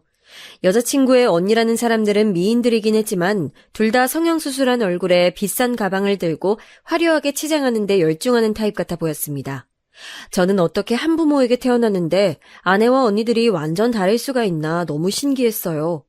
나중에 아내가 된 여자친구에게 물어보니 언니들이 너무 어릴 때부터 치장에 관심을 보이고 아르바이트한 돈으로 몽땅 옷을 사버리거나 학원비를 가져다 미용실에 가서 써버리는 등 사고를 쳐서 부모님이 속을 많이 썩으셨고 계속 남친을 바꿔대는 언니들에게 자신은 완전히 질려서 아예 반대로 지냈던 것 같다고 하더군요. 저는 진짜 실속이 뭔지도 모르는 사람들이라는 생각에 어이가 없어 웃음이 나더라고요. 그렇게 비웃고 무시하던 자신의 동생이 얼마나 부자 남자를 잡았는지 알면 얼마나 배 아파할까 그런 생각이 들었습니다. 우리가 결혼을 준비할 때 아내의 큰 언니는 이미 결혼한 상태로 30평대 아파트를 자가로 가지고 있었고 둘째 언니는 세무사와 결혼을 준비 중인 상태였습니다. 5월 신부가 꿈이라던 둘째 언니는 결혼해도 쓸데없는 사치를 엄청나게 부리더군요. 유명 호텔에서 코스 요리를 대접하는 결혼식을 해야 하고 예단이며 혼수며 쓸데없는 허례허식을 해야 한다고 날뛰며 아내의 부모님이 빚까지 내게 만들었습니다. 거기다 신혼여행은 몰디브로 간다고 하더군요. 저는 그런 둘째 언니의 모습이 너무 한심했지만 어차피 제 아내가 될 것도 아니고 해서 그냥 지켜보며 우리는 소박하게 결혼식을 하자고 아내를 설득했습니다. 아내는 처음에는 그래도 언니가 결혼식을 너무 성대하게 하는데 너무 소박하게 하면 좀 그렇다고 걱정을 하더니 결심을 굳힌 듯 제 말에 동의를 해주더군요. 그래, 당신 말이 맞아. 당신 말대로 언니들 때문에 흔들리지 말고 우린 우리대로 하는 게 좋겠어. 예정했던 대로. 허나 결혼을 준비하면서도 저는 그놈의 언니들 때문에 스트레스를 받았습니다. 사사건건 아내를 따라다니면서 그날 하루 입을 드레스를 외국 명품 브랜드로 해야 한다거나 메이크업샵을 고르는데 돈 칠갑을 하려 들지 않나 정말 힘들었어요. 거기다 저한테 전화까지 해서 그러더라고요. 평생 한 번 입는 드레스고 메이크업인데 화려하게 해야 되지 않을까요? 신부가 초라하면 그게 어디 결혼식이에요? 애가 워낙에 씀씀이가 소소하고 말을 잘 못하니까 내가 대신 말해주는 거예요. 아, 예. 암튼 그게 원래 맞는 거니까 그렇게 해봐요. 어이가 없었죠. 이건 충고도 조언도 아닌 강요더라고요. 아내는 처음엔 처형들 얘기에 혹하다가도 저와 얘기를 하면서 다시 예산을 수정하고 돈에 맞게 결혼식을 준비하곤 했죠. 그렇게 우리는 특별 할인되는 예식장을 찾아 소박하게 예식을 올렸습니다. 다만 오시는 손님들을 생각해서 식사만은 깔끔하게 잘 나오는 곳을 택했죠. 아버지가 사업하실 때 알던 진짜 부자 손님들도 하객들 중 섞여 있었으니까요. 처음에 제가 연애 결혼을 하겠다고 말씀드렸을 때 내키지 않아 하시던 저희 부모님은 제가 데려온 아내를 보자 마음에 쏙 들어하시는 눈치셨습니다. 요즘 아가씨답지 않게 치장도 요란하지 않고 참하고 조신해 보인다고, 돈도 허투루 쓰지 않는 것 같아 더욱 좋다고 하시면서요. 결혼 과정에서 아내의 처형들 얘기를 했더니 부모님 역시 다 오픈하지 않는 게 좋겠다고, 아내가 처형들과 너무 친하게 지내지 않도록 중심을 잘 잡을 수 있게 항상 잘 살피라고 하시더군요. 그렇게 저는 아내와 무사히 결혼을 하고 결혼 후 1년 뒤 아들을 낳고 또 2년 뒤 딸도 낳고 오순도순 꿈에 그리던 가정을 꾸리며 살았습니다. 우리 둘 사이는 한결같이 문제가 없고 좋았지만 남들은 잘 겪지 않을 것 같은 스트레스가 저에겐 있더군요. 바로 처가의 동서들 사이의 문제였습니다. 제가 형님이라고 불러야 하는 큰언니의 남편과 둘째 언니의 남편들은 딱 그 아내들의 모습과 같이 대단한 속물들이더군요. 말 그대로 보이는 것으로 사람을 판단하고 괄시하며 괴롭히는 타입들이었습니다. 첫째 형님은 자산운용회사를 다니는데 돈을 만지면서 자신이 고객으로 모시는 부자들 이야기를 마치 자신이 부자인 양 으스대기를 일쓰고 업무상 발설하지 않아야 하는 개인사까지도 저희에게 까발리며 부자들의 세계는 이런 것이라는 식으로 항상 대화의 서두를 띄우곤 하더라고요. 말하자면 이런 식이었어요. 자네, 부모들의 재산 수준에 따라서 누리는 문화가 얼마나 다른지 아나? 우리가 영화관 가고 뮤지컬 보고 그런 걸 문화라고 생각할 때 말이야. 그 사람들은 회원권을 산다고. 못 모르는 일반 서민들은 비싼 가방이나 푼돈 모아서 할부로 사면서 내가 명품 걸쳤네, 나도 이 정도면 잘 사는 거 아닐까 생각하지만 말이야. 진짜 부자들은 어차피 그런 가방이나 옷 같은 것들은 그냥 일상적으로 우리가 10,000원, 20,000원짜리 편하게 사듯이 시즌별로 사서 걸치는 것이고 회원권을 산다고. 아, 맞습니다, 형님. 저도 일하면서 그런 사람들 많이 봤어요. 제가 세무사다 보니까 그 사람들이 어디다 돈을 썼는지 다 보이지 않습니까? 차 같은 거 많이 살수록 공제도 많이 되다 보니까 차도 엄청 많이 사고 정말 돈 쓰는 게 상상 초월이더라고요. 주로 회원권이나 그림 같은 걸 일상적으로 사는데 그런 게 보면 볼수록 입이 떡 벌어지더라고요. 유튜브 보니까 백화점을 가도 그런 사람들은 퍼스널 쇼퍼라는 게 있어서 아예 푹신한 소파에 앉아서 다 가지고 오라고 해서 편하게 쇼핑하던데요. 진짜 그들만의 세상이 있다니까요. 그런 골프 같은 것도 너무 대중화돼서 요즘은 뭐 다치잖아. 그런 사람들은 일단 개나 소나 하는 건 싫어하더라고. 부자들은 진짜 아무 옷이나 입어도 태가 달라.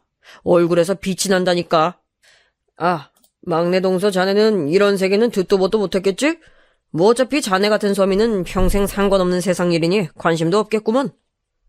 아, 예. 저는 그런 건 잘 몰라서요. 그리고 돈이라는 것은 버는 것도 중요하지만 얼마나 소신 있게 쓰는지가 중요하다고 저는 생각하거든요.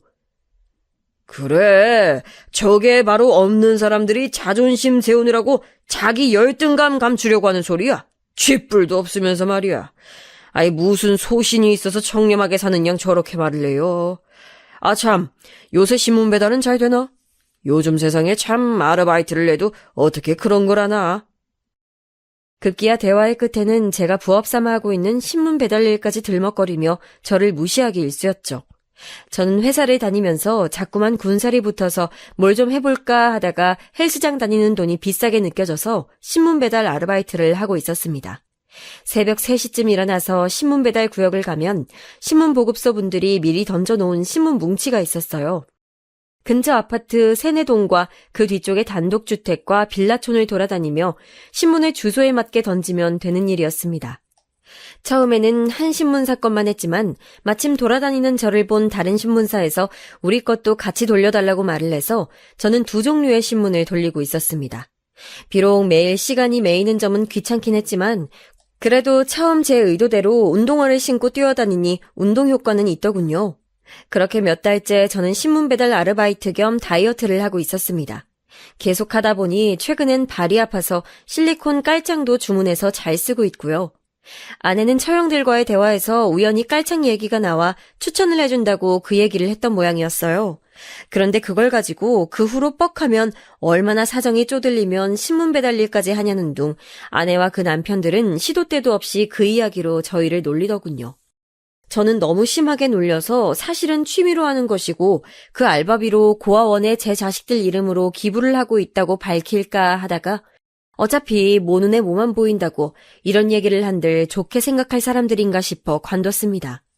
저의 보람있는 봉사활동까지 가난뱅이네 어쩌네 하면서 매도당하고 싶지 않았거든요. 그런데 아무렇지 않게 넘기는 저와 달리 그런 대화들이 명절이나 가족 행사에 오갈 때면 아내는 항상 속상해했습니다. 그런 대화에 발끈해서 돈 있는 걸 밝혔다가 저 속물적인 형님들이 얼마나 들러붙을지 생각만 해도 피곤했기 때문에 저는 그냥 저를 무시하면서 아예 가난뱅이라 생각해주는 쪽이 좋았습니다. 아내는 아이들까지 같이 무시당하는 것 같다며 애들 교육이라도 비싼 영어 유치원도 보내고 좋은 옷도 사주겠다고 주장하다가 저에게 야단을 맞곤 했습니다. 저는 결핍이 아이의 교육에 얼마나 중요하고 꼭 필요한 교육인데 귀한 아이들일수록 험하게 키우는 것이라고 다양한 사람과 섞여 치이기도 하고 다소 열악한 환경에서 교육도 받으며 스스로 자생하는 법을 익혀야 이 험한 세상 살아간다고 말했습니다. 하지만 여보, 당신도 내 교육관 알잖아. 동의했었고. 왜 흔들리는 거야? 그게 언니들이 하도... 언니들 말이 아니고 우리가 생각했던 대로 하면 되지. 언니들 말대로 따라가서 실속 없이 키우면 애들 아무것도 모르는 팔푼이 될 거야, 당신. 그걸 바래? 아니, 당연히 아니지. 알았어요. 나도 모르게 헛말이 나왔어. 당신 부모님 얘기 나도 동의하고 있어. 네, 저희 부모님이 저에게 누누이 했던 얘기였어요. 우리가 늙어 죽을 때쯤 지금도 불어가고 있는 막대한 재산을 결국 아이들이 혼자 똑바로 관리할 수 있어야 하는데 지금부터 아이들이 스스로 부자라는 것을 알고 뽐내며 실속 없이 살게 해서는 안 된다고 저는 아내에게 언니들 따로 만날 때도 절대 돈 있는 티 내지 말라고 신신당부를 했습니다. 그래서 아내는 물건을 사더라도 질이 좋지만 브랜드 티가 많이 나지 않는 것을 샀고 최대한 수수하게 하고 다녔죠. 차도 국산 소형차를 끌고 다녔습니다. 하지만 처형들은 리스까지 해서 외제차를 타고 백화점에서 파는 몇백만 원짜리 반지며 목걸이를 할부로 긁으며 사치를 해대더군요. 애엄마들 사이에서 기죽지 않으려면 이 정도는 걸치고 다녀야 한다면서요. 이제는 서로 걸치고 있는 것만 봐도 수준이 맞는지 안 맞는지 안다고 그런 게 안 맞으면 돈 쓰기 불편해서 같이 놀기 힘들다나 뭐라나 말도 안 되는 된장녀 같은 소리를 짓거리면서요. 근데 그런 얘기를 들으면 아내는 속이 상하는지 집에 와서는 잘 먹지도 못하는 술을 꼭 한 잔씩 하고 넋두리를 하는 것이었습니다. 언제까지 이렇게 말도 편히 못하면서 살아야 돼? 언니들이 당신 욕하고 무시할 때마다 이 아파트도 실은 우리 거고 땅도 있고 건물도 몇 채나 있다고 그렇게 존경하는 100억대 부자가 우리라고 얘기하고 싶은데 우리 언제까지 무시당하고 삭히며 살아야 돼, 여보? 나 가끔은 너무 속상해. 언니들이 너무 그러니까 자존심이 너무 상한단 말이야. 여보, 내가 말했잖아. 그런 얘기해봤자 좋을 거 하나 없다고. 사람들이 돈 많은 사람 하나 주변에 생기면 얼마나 그 사람 팔고 다니는지 알아? 무슨 일만 생기면 우리한테 와서 공짜 돈 바라고 돈도 많은데 보태주라는 둥, 기한 없이 빌려주라는 둥 진짜 못살게 굴어서 편히 살 수가 없어. 이건 내가 살면서 경험해봐서 잘 알아. 이 문제만큼은 내 말 믿고 계속 비밀 지켜줬으면 좋겠어. 그럼 저는 다시금 아내에게 간곡하게 부탁을 하는 것이었습니다. 그러던 중 결국 처형들과 아내 사이에 사건이 하나 터지게 됐어요. 아무래도 자매들끼리 친밀하다 보니까 일어난 일이었죠. 사건의 발단은 아이들 교육 때문이었습니다. 어머, 너 영어 유치원도 안 다니는데 캠프도 안 보내면 어쩌려고? 큰일 난다. 애 영어 못하면 나중에 친구들이랑도 못 어울리고. 문제는 그게 아니라 아이 성적 관리가 안 돼. 영어가 얼마나 중요한데? 수능까지 국영수는 기본인데 지금 잡아놔야 애가 편하다니까. 너 참 언제 애 엄마 될래? 처형이 명절날 다 같이 모인 화개애연 자리에서 그런 말을 한 것이 시작이었어요. 그 이후 처형은 계속해서 이러면 안 된다느니 애 다 망치겠다느니 되도 않는 난리부르스를 떨더라고요. 아내는 한마디도 못하고 그냥 입술만 물어뜯고 있었어요. 사실 아내는 비록 우리가 있는 티 내지 않고 살기로 했지만 애들 교육만큼은 정말 발품을 팔고 정보를 모아 좋은 것을 시켜주고 싶어 했죠. 또 제가 일반 유치원에 보내기를 원했기 때문에 아내는 영어에 대한 고민이 많았습니다. 영어 유치원에 보내지 못하면 영어를 어떤 식으로 시켜야 하나 고민을 했던 거죠. 본인이 외국어 전공자이기도 해서 어릴 때 조기 교육으로 외국어를 해야 나중에 공부할 때 편하다는 확고한 소신이 있었거든요. 근데 처형들은 무리를 내서 마이너스 카드까지 내가며 영어 유치원을 보내고 있었고 아내는 그런 언니들이 부러웠던 모양이었어요. 영어 유치원을 다니는 아이들을 대상으로 거기 엄마들끼리 서로 방학 때 영어 캠프 같은 것을 조직해서 한국 내에 있는 미군 부대 체험 프로그램을 진행한다고 했는데 저 말까지 들으니 아내는 우리 아이들을 그 프로그램에 꼭 보내고 싶어 하더군요. 저는 영어는 때 되면 다 하게 되지 않겠냐고, 정 필요하면 나중에라도 외국 보내면 되지 않냐고 했지만 아내는 지금 언니들이 하려고 하는 그 캠프를 꼭 보내고 싶다는 겁니다. 다른 건 몰라도 외국어 교육에 있어서는 자기 얘기를 들어달라는 것이었죠. 당신 내가 다른 쪽으론 부탁 안 하는 거 알잖아. 이건 정말 우리의 교육에 필요해서 그래. 안 그럼 내가 불안할 것 같다고. 아내가 간곡히 얘기하자 어쩔 수 없더라고요. 아내의 말에도 일리는 있으니까요.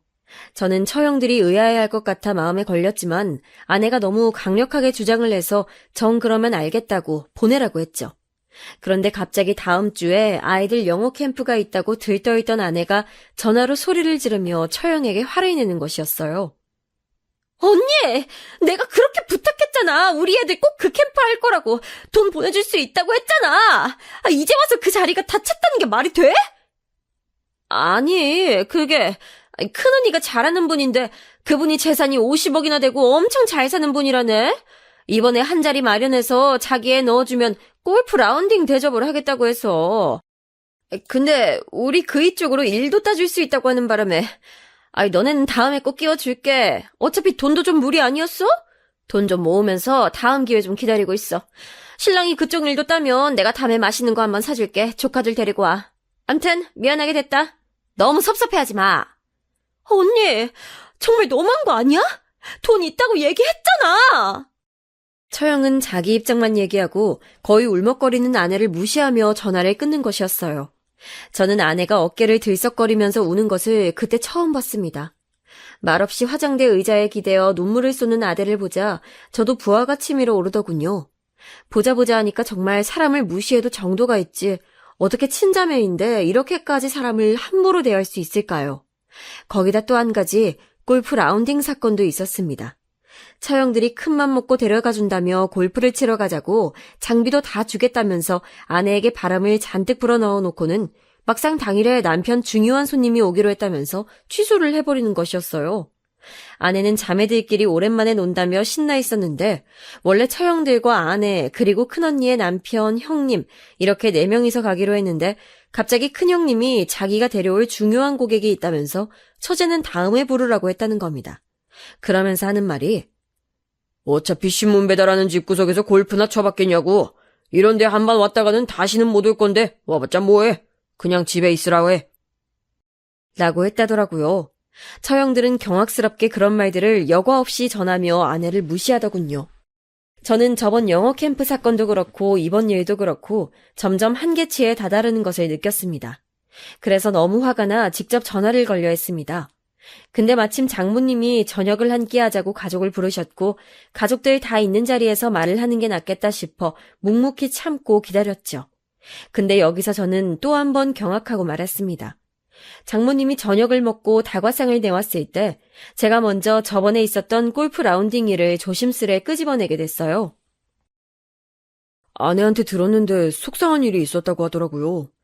앞으로 그런 일은 없었으면 좋겠습니다. 갑자기 취소하면 사람 마음이 그렇잖아요. 거기다 형님이 덧붙인 말까지. 어머, 아니 뭐 그런 거 가지고 그래요? 제가 말했잖아요. 어쩔 수 없는 사정이 있었다고. 그리고 그이가 한 말이 뭐 틀렸나요? 언니! 처형은 기어코 형님이 한 말이 뭐가 틀렸냐면서 골프 한번 쳐봤자 그걸로 끝일 텐데 그 돈이 어디서 날 거며 골프 치는데 돈이 얼마나 드는지 아냐며 한껏 비웃더라고요. 아내가 벌컥 소리를 지르며 영어 유치원 얘기까지 꺼내자 그것도 어쩔 수 없었다며 상황 핑계를 대더군요. 그저 자기들 위신과 체면이 가장 중요했던 것이면서 물질적인 것밖에 모르는 사람들이 이렇게 뻔뻔하게 나오니 저도 점차 부하가 치밀어 오르기 시작했어요. 그런데 그때 조용히 얘기를 듣던 장모님께서 저 씀씀이가 다른 집안이니 이런 문제가 생기는 걸세. 자네가 이해해주게. 너도 속상해하지 말고. 아, 자네가 신문 배달 아르바이트 같은 거 하지 않도록 잘 먹고 잘 살았으면 이런 문제가 생기겠나? 솔직히 말해서 우리 딸이 이런 고생하는 것도 다 자네 때문인데. 영어 유치원이고 뭐고 원래 돈이 없으면 삶이 퍽퍽해지는 거야. 애 인생도 고단해지는 거고. 그러면서 장모님은 제가 능력이 없어 승진도 못하고 자기에게 했던 약속과 달리 잘 살고 있지 못하는 형편을 탁 꼬집으며 다 제 탓이라고 하더군요. 결국 마지막 화살은 제게로 돌아왔습니다. 내 능력 탓, 우리 집안 탓, 세상 탓. 이 집안의 모두가 저를 그렇게 무능력하고 돈도 없는 버러지로 바라보고 있었고 거짓 취급을 하고 있었어요. 거기다 큰형님은 이렇게 말하더라고요. 자네가 사는 세상과 우리가 사는 세상이 다르니 그냥 이해하라면서요. 억울하면 성공해야 하지 않겠냐면서 껄껄 웃는데 정말 속이 역했어요. 아내는 울기 직전이었고 전 피가 나올 정도로 입술을 꾹 깨물었습니다. 그런데 작은 형님이 아니지, 성공은 무슨 다시 태어나야 가능하지. 어차피 이 배경이라는 게 내 능력만으론 한계가 있는 거거든. 배경이 뒷받침돼줘야 능력도 인정받을 수 있는 거야. 안 그래? 하며 마지막 쐐기를 박는데 이때 전 느꼈습니다. 이젠 참지 말고 제가 나서야 한다는 것을요. 이제껏 정체를 밝히지 않았던 제 소신을 한 번쯤 접고 아내의 자존심을 위해서 나서기로 했습니다. 그리고 역대급 복수극이 시작됐습니다. 제 주변의 국민학교부터 집안끼리 잘 아는 친한 친구 중에 공부를 잘해서 의대를 간 친구가 있었어요. 이 친구가 형편이 좀 힘들어서 아버지가 의대 학비도 지원해 주시고 그랬었죠. 고3 때 의대를 붙고 등록금이 없다고 저희 집에 놀러와서 하는 얘기를 아버지가 들으시고 당시 3년치 등록금을 한 번에 지원해 주신 적이 있었습니다. 나머지 등록금은 3년간 학교 열심히 다니며 아르바이트해서 스스로 마련해보라는 말과 함께요. 이 돈을 빌려주는 것이 아니고 투자를 하는 것이니 사회에 공헌하는 좋은 의사가 되라는 말씀을 하셨었죠. 그 후로 제 친구는 저희 부모님을 은인으로 모시며 저희 집 일이라면 언제든 발벗고 나서는 저의 최고 친한 친구가 됐습니다. 그렇게 의대를 졸업한 친구는 강남에 있는 유명한 피부과를 가더니 거기서 큰 돈을 벌고 자산가 아내를 만나 우리가 사는 지역에 큰 병원을 개원했어요. 저는 힘들게 살았던 친구가 형편이 좋아지는 것이 너무 기뻐 항상 친구를 격려해주고 안부를 전하여 지냈었죠. 그리고 마침 아내의 처형들이 잘하는 피부과를 찾는다고 해서 저는 아내에게 제 친구네 병원으로 가라고 했습니다. 아내가 의사 친구가 있는 걸 밝혀도 되냐고 놀라더군요. 그래서 저는 웃으며 아내에게 이번에 한번 제대로 그동안 무시당한 한을 풀고 오라고 했죠. 가서 사모님 대접받으며 실컷 뽐내고 오라고요. 저랑 그냥 어릴 때 친구라 잘 안다고 하면 될 거라고요. 그렇게 아내는 처형들과 피부과를 갔습니다. 어머, 얘 막내야. 여기 병원 예약이 지금 몇 달째 밀려서 난 전화해도 예약도 안 되던데? 너 어떻게 예약 잡았어? 그러게. 나도 여기 원장이 그렇게 잘한다고 소문만 들었지. 예약 성공한 적이 없어서 오늘 처음 와봐, 언니. 군뱅이도 그러는 재주가 있다더니 우리 막내도 가끔 쓸모가 있네? 아, 우리 신랑하고 여기 원장님이 좀 아는 분이셔. 뭐? 신문 배달이 나는 너네 신랑하고 여기 원장님이 어떻게 하셔? 와, 세상 좁다더니 신기한 인연이네. 처형들은 신기한 인연이라며 처음엔 막 비웃고 저들끼리 웃고 떠들었답니다. 그리고 아내는 그때까진 숨죽여 화를 꾹 참고 있었고요. 안녕하세요. 처음 뵙겠습니다. 어머, 대표 원장님이시죠? 너무 미남이시다. 세상에 피부 좋으신 것 봐. 원장님, 오늘 저희 피부도 백옥처럼 만들어 주시는 거죠? 그러다 처형들은 제 친구가 등장하자마자 호들갑을 떨었다고 하더라고요. 제 친구는 사전에 저에게 들은 이야기가 있어서 침착하게 말했다고 합니다. 원하시는 모든 치료 서비스 전부 무료로 해드리겠습니다. 제 불알 친구 아내분이 와 계시니까요. 원하시는 거 다 말씀해주세요. 재수씨, 제 친구 요즘 잘 있습니까? 저녁 함께 하자니까 이 자식이 신문 배달한다고 저랑 만나주질 않아서 제가 진짜 속상해 죽겠어요. 저 좀 한 번만 만나달라고 재수씨가 말씀 좀 해주시면 안 될까요? 처형들은 순간 무슨 소리를 들은 건지 어안이 벙벙했다고 하더군요. 신문 배달이나 하는 사람이 어떻게 원장과 일이 각별한 건지 신기했겠죠. 아내는 웃으며 말했다고 합니다. 우리 그이가 좀 자기 생활 패턴이 깨지는 걸 싫어해서요. 신문 배달이 요즘 재밌나 봐요. 제가 다음에 자리 한번 마련할게요. 걱정 마세요. 오늘은 우리 언니들 잘 부탁드려요. 아참, 저희 둘째 언니네 세무사에 일도 맡겨보신다고요? 아, 네. 친구놈한테 듣자니 세무사시라고 해서 좀 맡겨볼까 해요. 언제 자리 한번 마련해 주시겠습니까? 여기 언니분들도 다 같이 식사도 하면서 세금 문제도 좀 여쭤보면 좋겠는데요. 지금 하고 있는 데서 옮겨보려고 하거든요. 둘째 처형은 눈이 반짝 뜨였겠죠. 이렇게 큰 유명병원에 일을 따낼 수 있다면 정말 큰 건이니까요. 그렇게 제 친구 때문에 저는 한동안 집안 행사 때도 항상 우리 부부를 무시하며 자기들끼리만 말을 섞던 형님들과 오랜만에 식사를 하게 됐습니다. 이때까지만 해도 자신들이 그렇게 우러러보는 의사인 제 친구와 제가 어떤 관계인지 미심쩍어 하는 반응이더라고요. 저는 점점 더 재밌어졌어요. 저 속물들이 과연 어떤 반응을 보일지 나중에는 아내와 상관없이 저도 살짝 기대가 되더군요. 약속 장소는 일식집으로 우리 부부는 즐거운 마음을 안고 도착했습니다. 아내도 저번 피부과에서 언니들이 놀라워하고 주눅들어하는 것이 통쾌했다면서 콧노래를 부르더군요. 드르륵 도착해서 문을 열자 큰 처형네 부부와 둘째 처형네 부부가 벌써 와 있더군요. 제 친구에게 선물할 고급 와인도 들고 왔더라고요. 사실 제 친구는 소주파인데 저는 속으로 웃었습니다. 인사를 나누고 자리에 앉자마자 질문이 쏟아지더군요. 오랜만이야, 동서. 그런데 의외의 인맥이네. 저 병원 되게 유명하고 요즘 핫한 곳인데 자네가 어떻게 하나? 아이, 그러게 말이야. 우리 회사에서도 자산 설계하시라고 몇 번이나 연락을 해도 원장님이 하도 바빠서 통화 한 번 안 되던 곳인데 자네랑 어떻게 알아? 저는 태연하게 웃으면서 말했습니다. 아, 어릴 때부터 저를 많이 도와준 친구예요. 요즘 저 신문 배달하는 것도 도와주고 참 좋은 친구죠. 사람 형편 따라 가리지 않고 항상 잘해준답니다. 와, 역시 진짜 귀족이구만. 자네같이 없는 사람과 친구를 내주다니 인품이 대단하신 분이야. 잘 모시게. 나이가 같다고 다 친구가 아니지. 형님으로 모시며 우러러봐야겠구먼. 그나저나 참 특이하시네. 아무리 어렸을 때 친구라도 자네같이 아무것도 없는 사람 볼 게 뭐가 있다고 인연을 유지하다니. 이놈의 형님들은 아직도 정신을 못 차리고 저를 하대하고 깔보더라고요. 그러던 순간 제 친구가 들어왔습니다. 저와 아내가 좋아하는 애플망고를 가득 싸서 아내와 함께였더라고요. 친구의 옷차림은 근사했습니다. 백화점 명품관을 그대로 옮겨놓은 듯 했죠. 그런데 관심 없는 제가 보기에도 부티가 줄줄 흐르더군요. 친구의 아내 역시 머리끝부터 발끝까지 윤기가 반지르르한 자켓에 다이아가 번쩍이는 목걸이며 미용실에 다녀왔음이 분명한 헤어스타일에 화장까지 서비스를 받고 온 듯 했습니다. 저는 친구가 제 부탁으로 나름 컨셉을 잡았나 보다 생각하며 속으로 웃었죠. 평소보다 차림새가 퍽이나 요란했거든요. 화려한 제 친구 부부의 등장에 형님들과 처형은 정신을 못 차리더군요. 호들갑을 떨며 일어서더니 외투를 받아준다는 둥, 추가 주문을 해야 하니 직원을 부른다는 둥, 무슨 왕과 왕비마마 대하듯이 부산을 떨었습니다.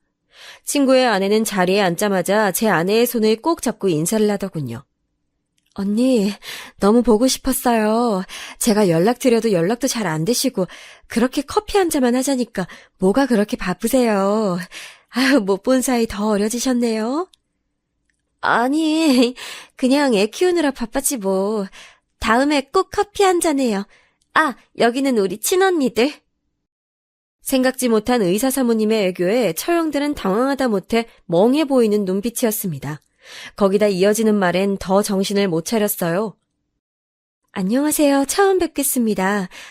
근데 친자매인데 좀 안 닮으셨네요? 네? 아니, 제가 좋아하는 우란이는 이렇게 안 꾸며도 부잣집 사모님다운 귀티가 흐르잖아요. 어떻게 자매인데 한 명만 귀티가 나지? 신기하네요. 아니, 그게 무슨... 제 동생은 신랑이 부업으로 신문 배달을 할 정도로 가난한데 사모님이 뭘 잘못하시는 거 아니에요? 귀티라고요? 그 말을 듣던 제 친구가 픽 하고 웃음을 흘리더군요. 부업이요? 아하하, 제 친구가 그랬어요. 먹고 살기 힘들어서 신문 배달을 부업으로 한다고요? 말을 마치고도 한참을 친구는 배를 잡고 웃는 것이었어요. 그러면서 제 어깨를 탁탁 치더군요. 아이고, 이 웃긴 자식아. 내가 좀 그러지 좀 말랬지, 어? 있는 티 좀 내고 살라니까. 골 때린 놈. 저는 그저 말없이 빙그레 웃었습니다. 형님들과 처형들은 어리둥절해서 회를 먹다 말고 젓가락이 공중에 멈췄더고 제 친구는 진정한 뒤 간신히 말을 이어가더군요. 아, 저기 세무사 하신다고 그랬죠? 이 친구가 일 안 맡기던가요? 예? 몰라요. 이 친구 재산이 저보다 더 많아요. 예전에 100억이었으니 지금은 몇백억 될 수도 있는데 진짜 모르세요? 아니 그게 무슨 말이야? 동서가 100? 아니 몇백억이 있다고? 순간 저는 우리를 둘러싼 모든 시간의 흐름이 멈추는 것 같은 신기한 경험을 했습니다. 말 그대로 내 사람은 그대로 멈춰서 움직이질 않았거든요. 제 친구는 그렇게 시원하게 제 정체를 까발려 버리더군요. 얘네 아버지가 완전 부자였는데 그것도 몰랐냐. 지금 살고 계시는 그 원룸 건물 외에도 가지고 계시는 건물이 몇 채인 줄 아느냐. 지금 얘네 아파트도 살고 있는 것 빼고도 몇 채나 더 있고 주식에는 얼마가 물려있는지 아냐. 진짜 어떻게 가족이신데 아무것도 모를 수가 있냐고 친구는 신나게 속사포처럼 얘기를 하더군요. 그리고 마지막에 이렇게 말했습니다. 제 친구가 가난했던 저에게 의대를 다니게 해준 은인입니다. 돈이 많아도 함부로 쓰지도 않고 신문 배달로 기부도 하고 얼마나 속이 깊은지 저는 진정한 부자의 모습을 보여주는 제 친구가 너무 자랑스럽습니다. 아, 그리고 와인 같은 거 싫어합니다. 잘 알지도 못하고요. 저는 이 친구와 양은 냄비 뚜껑에 덜어먹는 라면하고 소주가 최고거든요. 아, 일단 일어설게요. 친구가 그러고 나가니 무서운 침묵이 흘렀습니다.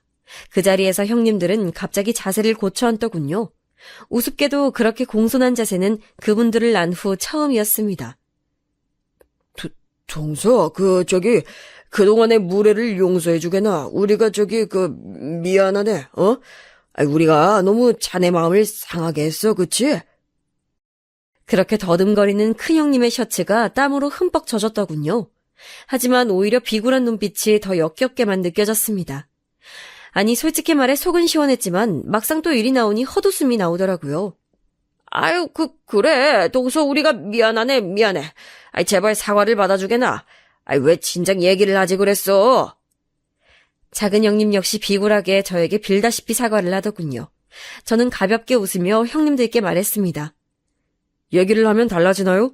그동안 저를 발가락에 낀 때처럼 무시하시더니 어떻게 생각이 좀 바뀌셨습니까?